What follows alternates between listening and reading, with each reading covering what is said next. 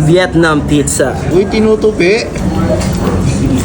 Dito sa Silang Cavite, naghahanap kami ng place na chill vibe. Yung makakakain ka ng payapa habang nakakarinig ng mga magagandang awitin.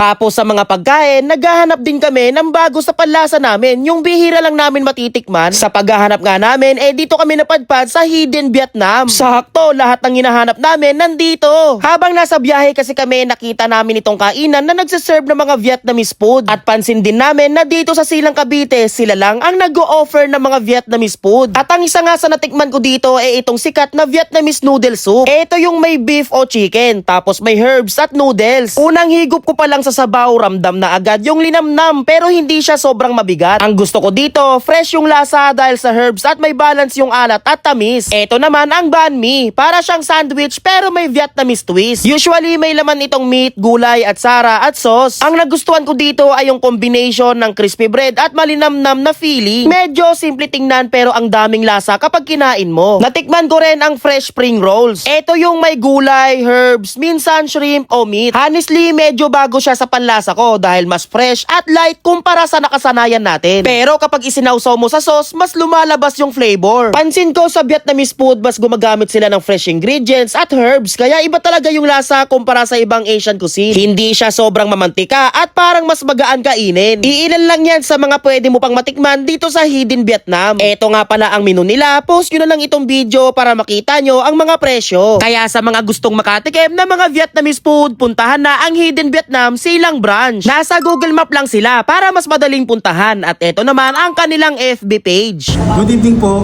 Ito po ang aming charred pork, charred chicken, bento supreme, at ang pa meatballs po namin, at ang different kinds of banh mi po namin, Vietnamese pizza, fresh spring roll, Saigon solo, breaded tofu, mango sticky rice, and chicken stir fry. At sa drinks naman po, ito po ang aming Vietnamese drip coffee at Vietnamese cold coffee. Chat ko nga si Tagalog. Sinuka ko yung fluent ng Tagalog. Sabihan mo sa lang sila sa 19.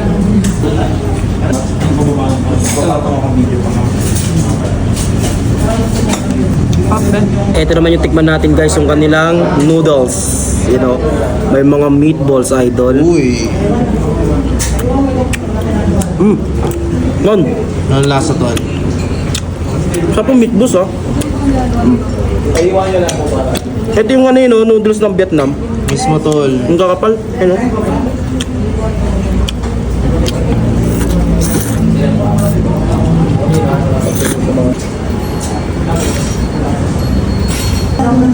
Kaya din yung Barbie. Wow. Isang daan ang upa niya. Prepare.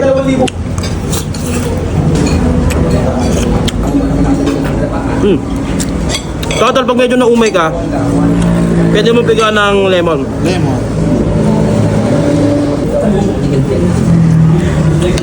Drop. Ito yung kalamansi ng Vietnam.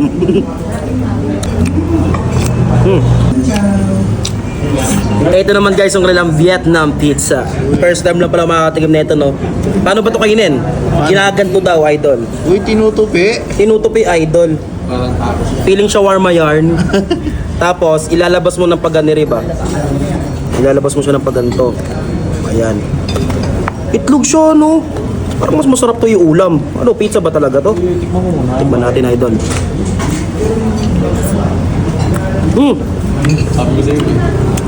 Sarap.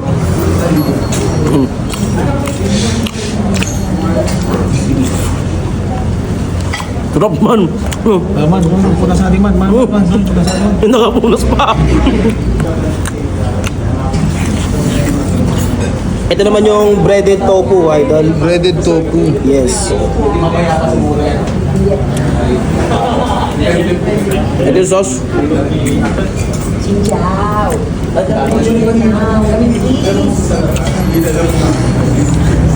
Sarap na ito guys, oh. Malambot yung loob, crispy yung labas, tapos ang sarap pa ng sauce.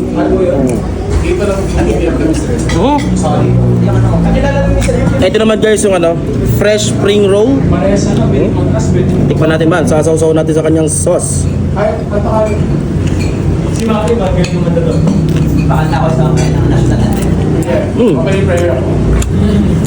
Purong gulay, idol, oh. Ito naman yung fried spring roll. Uy. Ito ba yung sauce niya?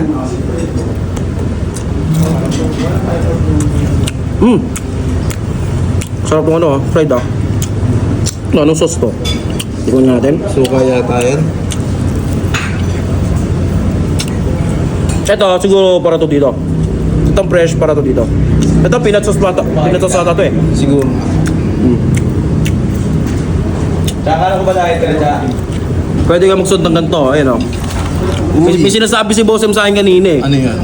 Ano sabi mo, boss? Kung Panda. Kung pupanda daw. Kaso, iba pala. Mali. Kung pumulutan Kung mo gas. pumulutan. Uy, may chicken din nakasama, idol, oh. Chicken wings. Chicken, ha?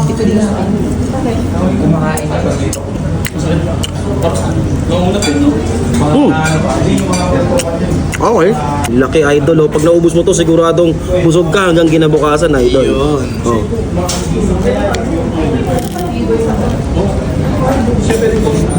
Yung sauce parang ano eh. Yung parang sa mga shawarma yung lasa. Sarap. Tikman din natin man. Meron din sila ditong rice meal, oh. Ito chicken to eh.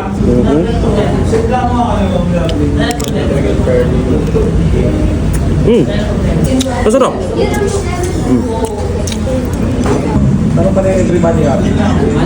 Guys, kapag mapapadaan kayo dito sa may Silang, Cavite, tapos naghahanap kayo ng kakaiba at sulit na food trip tulad na itong mga Vietnamese food, dito na kayo pumunta sa may Hidden Vietnam.